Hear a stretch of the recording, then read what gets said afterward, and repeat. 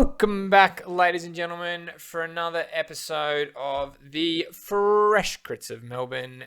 We're back. Crits are back. It's been a very, very long time in between drinks, but I'm happy to say that we are back. And today, we're down at Sandown Racing Club with Caufield Carnegie.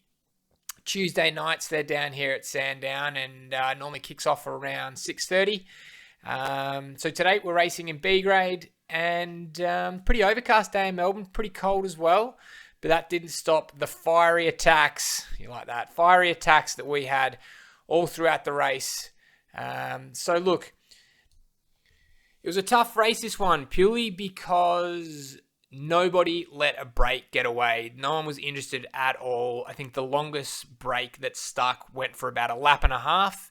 No one was really willing to let anything get away, which is fine. That's pretty normal.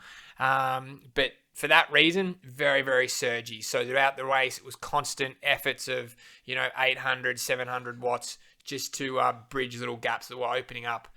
So a couple of riders to note. You can see the guy in the blue kit just in front of me now with the green bar tape. I'll put a little arrow on him now.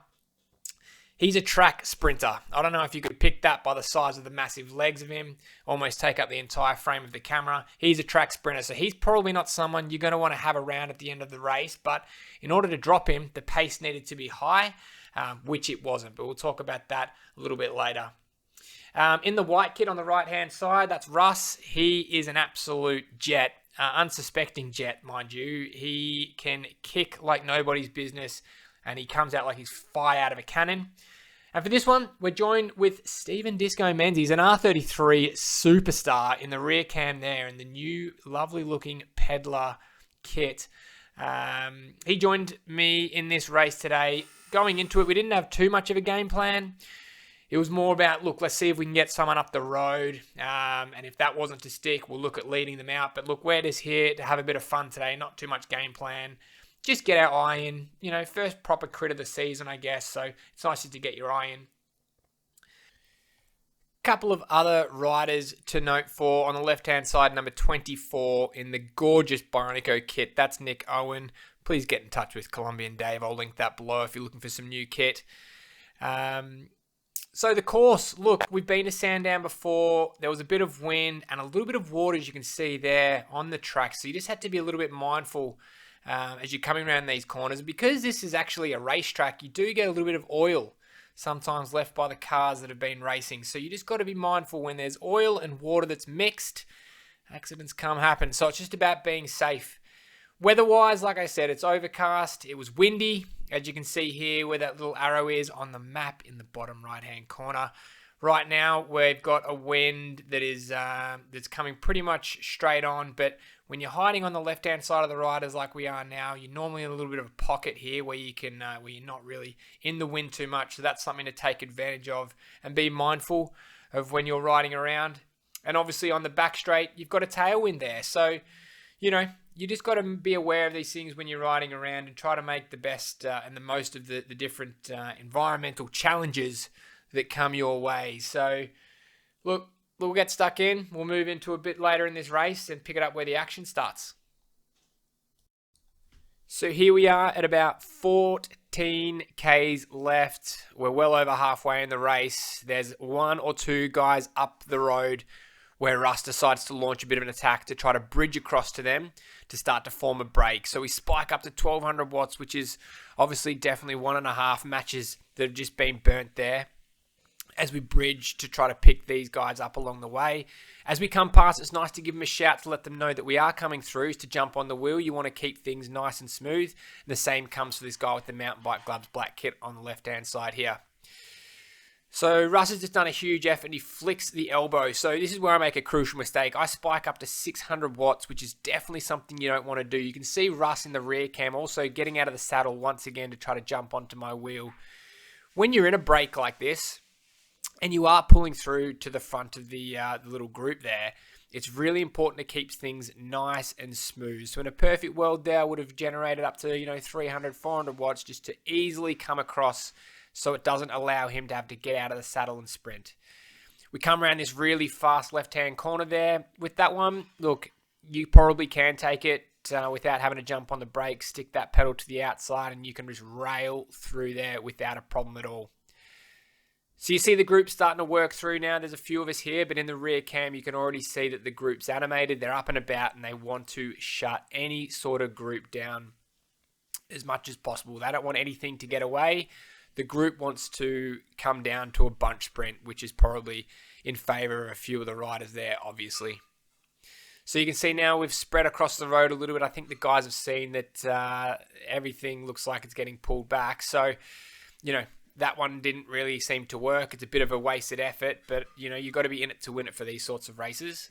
So whilst you're in the group and you have been in the pace line being, towed back, that's the time where you can start to consider, am I feeling fresh? The group's just done a huge effort there. Should I get out of the saddle and launch another attack? And if you have the legs, you definitely can, because those repeated efforts can allow you to get away. But we'll let this one go. We're all back together now, but just be mindful. This guy in the mountain bike gloves here, he manages to get away in the next lap. So stay tuned. We'll pick it up from there.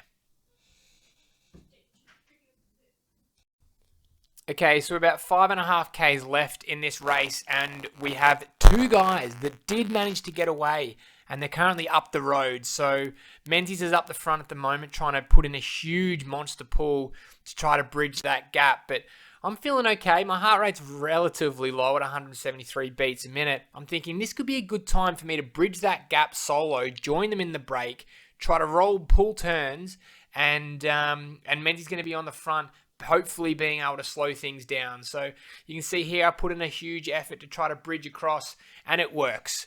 I create a gap, no one comes across, and I can see the guys up ahead, the gap getting shorter and shorter.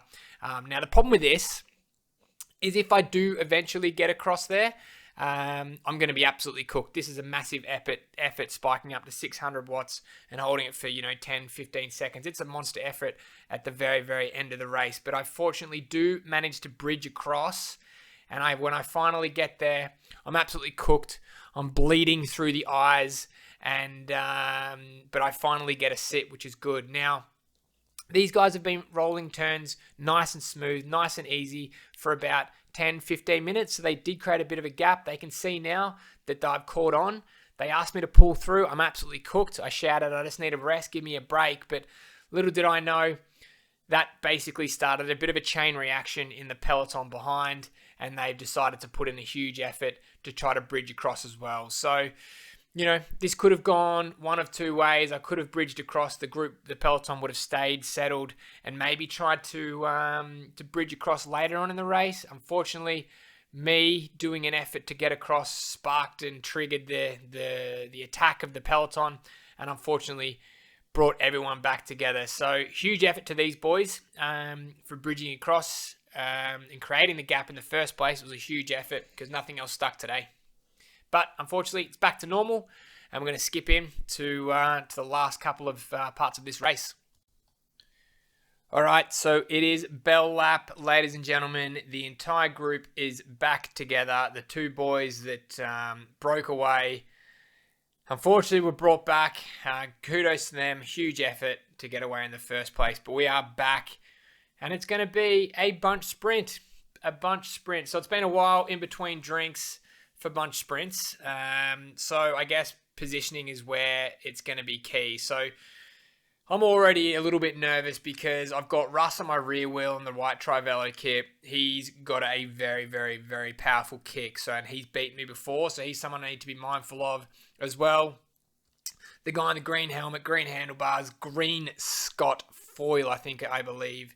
He's a track sprinter. So good luck trying to outsprint him. So there's already a couple of big hitters in this final kick that we need to be mindful of. But all I'm thinking is needs to be good positioning. I need to be at about 10th wheel in the next couple of corners, and then really starting to move my way up on those last sort of chicane sort of corners at the final part of the race. But good luck if you're trying to get away on the final lap. Good luck to you, because you're going to need to take some monster power to try to get away from a very committed peloton. But that definitely doesn't stop people from trying. So As the Ks tick down, I'm just trying to recover. I'm trying to keep the heart rate low. I'm trying to keep the legs fresh. And I'm trying to keep spinning a relatively high cadence just to flush out any sort of lactic that might be in the legs. So onto the back straight here.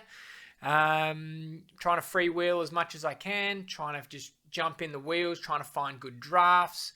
I think that's the key, but everyone is looking a little bit toey. No one really wanted to do any work. And everyone a little bit mindful of what's going on around them. Surge after surge is what's going to be happening here, but it's all about just staying in the draft at all times. So as I see here, another surge kicks up, boom, up to 1,000 watts. I'm going to duck in here behind Russ, and Russ has got a really good wheel to sit in, which is fantastic. Again, I'm staying in the draft. I'm not having to do any extra work that anybody else is, which is possibly the best situation you could be in at this scenario.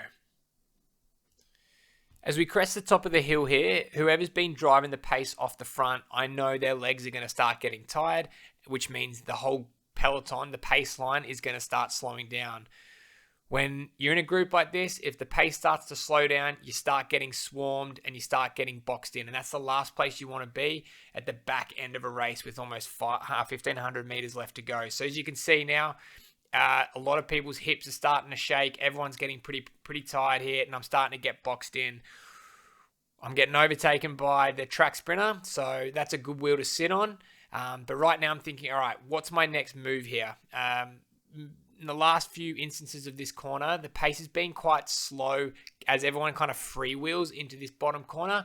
Bit of an opportune time to maybe take up a few spaces, but saw number 24, that's Nick Owen. He's a big-bodied sprinter, and he's been racing for many years, so he's normally pretty good at not only taking this corner and coming out of it with speed, but also in positioning. So I'm thinking this is a good spot to be in. He provides a good sit. At this moment, I get concerned as people start getting past me and he starts to sit up a little bit. Obviously, he might be a little bit tired. Once again, I'm getting boxed in. This is not a good place to be. So I need to find an exit strategy. Sure enough, Paulie comes across from the outside. I'm thinking, perfect. There's my exit. I'll move up maybe 5 bikes, and I'll move myself back into the higher part of this bike race as we around the last few corners.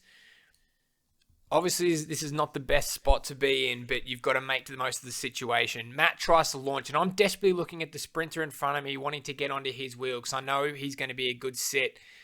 As he starts to wind up on the left-hand side, you can see Russ on the right-hand side also putting an effort in.